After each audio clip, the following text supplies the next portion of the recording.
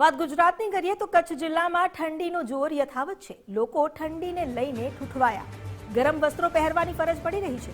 હવામાન વિભાગ તરફથી આગાહી કરવામાં આવી છે કે આગામી સમયમાં હજુ પણ ઠંડી વધી શકે છે।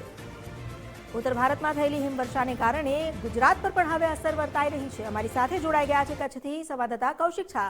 કૌશિક, ઠંડીને લઈને કેવો માહોલ ત્યાં? જી ચોક્કસથી સમગ્ર કચ્છ જિલ્લાની જો વાત કરીએ તો જિલ્લામાં ઠંડીને લઈને લોકો ઠૂઠવાઈ રહ્યા છે। અત્યારે સીધા દ્રશ્યોમાં અત્યારે જોઈ શકાય છે કે ભુજ શહેરના જે હમીરસર તળાવના જે દ્રશ્યો છે તે જોઈ શકાય છે અને ખાસ કરીને અત્યારે ઠંડીને લઈને સંચારબંધીનો માહોલ પણ અત્યારે જોવા મળી રહ્યો છે। ખાસ કરીને અહીંના જે વોકિંગ ટ્રેક ઉપર જે વહેલી સવારે જે લોકો આવે છે તે હાલમાં 1 કલાક મોડા આવી રહ્યા છે અને શિયાળાની શરૂઆત થઈ ચૂકી છે। ડિસેમ્બર મહિનામાં ઠંડીનો ચમકારો પણ જોવા મળી રહ્યો છે। સવારથી જ રાજ્યમાં ફરી એકવાર શીત લહેર પ્રસરી છે। આ વખતે પણ કચ્છ જિલ્લામાં શિયાળો જામ્યો છે। કચ્છનું નલિયા ફરી એકવાર ઠંડુગાર બન્યું છે અને રાજ્યમાં કચ્છ જિલ્લામાં ઠંડીનો ચમકારો જોવા મળી રહ્યો છે। કચ્છમાં શિયાળો પકડ જમાવી રહ્યો છે। નલિયા ફરી એકવાર જ્યારે ઠંડુ શહેર બની રહ્યું છે ત્યારે સિંગલ ડિજિટમાં સૌથી વધુ ઠંડી પડી રહી છે અને હજુ પણ વધુ ઠંડી વધવાની શક્યતા વ્યક્ત કરવામાં આવી રહી છે। કંડલા એરપોર્ટ, ગાંધીધામ અને અંજાર સહિતના વિસ્તારોમાં ઠંડુગાર બન્યું છે। શિયાળાની ઋતુ શરૂ થઈ ગયેલ છે અને જોવા જઈએ તો ઠંડા પવનો પણ ફૂંકાઈ રહ્યા છે। ભુજ શહેરના હમીરસર તળાવ પાસેના વોકિંગ ટ્રેક ઉપર ગુલાબી ઠંડીનો આનંદ લોકો માણી રહ્યા છે। આ ઉપરાંત શિયાળાને લઈને અવનવા પીણા પણ લોકો પી રહ્યા છે અને સાથે સાથે ચાની ચુસ્કીનો પણ અત્યારે સ્વાદ છે તે માણી રહ્યા છે। અત્યારે અહીંના જે ભુજના જે શહેરીજન છે તેમની સાથે વાત કરશું। ખાસ કરીને અત્યારે ઠંડી વધી રહી છે, કેવો આનંદ તમે માણી રહ્યા છો? નલિયાની સરખામણીમાં તો બહુ ઓછી ઠંડી છે અને આજથી થોડોક ગઈકાલ સાંજથી થોડોક પારો ઉપર આવ્યો હોય એવું લાગે છે, કારણ કે ગઈકાલે જે ઠંડકનો કહેર હતો એની સરખામણીમાં તો આજે ઘણી ઓછી ઠંડી છે અને ચાલવાથી તો નેચરલી ગરમી આવી જ જાય છે।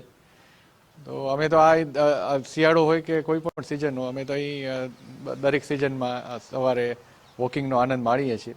આવો આહલાદક કિનારો હમીરસરનો હોય, આપણે ખરેખર આગળની સાઈડમાં જોઈએ તો આપણે એમ જ ફીલ આવે કે આપણે આબુમાં જ બેઠા છીએ। લોકો પૈસા ખર્ચીને ત્યાં જાય છે, આનંદ લે છે, બરાબર, બહુ સારી વાત છે। પરંતુ જો તમે સ્થાનિકમાં બેઠા હો અને તમે આ સ્થાનિક પ્રકૃતિનો જો આનંદ ન લઈ શકો, 12 માસ લગભગ તો આપણે એસીમાં જ રહેતા હોઈએ છીએ। આ કુદરતે આપણે એસી આપ્યું છે 2 મહિના માટે, તો આપણે એનો આનંદ જરૂરથી લેવો જોઈએ અને શરીર સાથે સાથે શરીરનું સ્વાસ્થ્ય પણ જળવાય છે એ પણ ગંભીરતાથી વિચારીને વોકિંગનો આનંદ લેવો જોઈએ।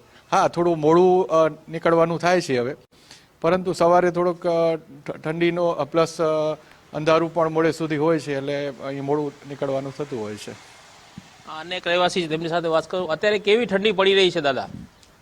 જી, હમણાં ઠંડીનું પ્રમાણ છેલ્લા 4-5 દિવસથી તો 10, 9, 10, 9 એટલે નલિયા ખાસ કરીને ઠંડી વધી રહી છે અને લોકો પણ અત્યારે ઠંડીનો લૂપ્ત ઉઠાવી રહ્યા છે। ત્યારે અહીંના જે સ્થાનિક અને રહેવાસી છે તેમની સાથે વાત કરશું। અત્યારે ઠંડીનો પારો અત્યારે ઉચકાયો છે, કેવો ઠંડીનો આનંદ માણી રહ્યા છો તમે?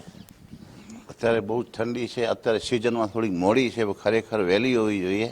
ઠંડી બહુ જરૂરી છે હેલ્થ માટે અને સારી છે ઠંડી, સરસ મજા આવે છે વાતાવરણમાં। ખાસ કરીને વોકિંગ ટ્રેક ઉપર આપ દરરોજ આવો છો, શું કહેશો? અમે તો નિત્યક્રમ છે અમારો અહીંયા આવવાનો। થોડી ઠંડી છે એટલે થોડુંક મોડું આવીએ, નહીં 7 વાગે આવી જઈએ, પણ અહીંયા સુધારા કરવાની બહુ જરૂરત છે। ખાસ કરીને અહીંયા અત્યારે પ્રવાસીઓ પણ આવી રહ્યા છે, અત્યારે શું કહેશો? પ્રવાસીઓ આ બધું ગંદકી જોઈને પ્રવાસીઓ ખરેખર નારાજ થાય છે। દાદા, અત્યારે ઠંડી વધી રહી છે, શું કહેશો અત્યારે?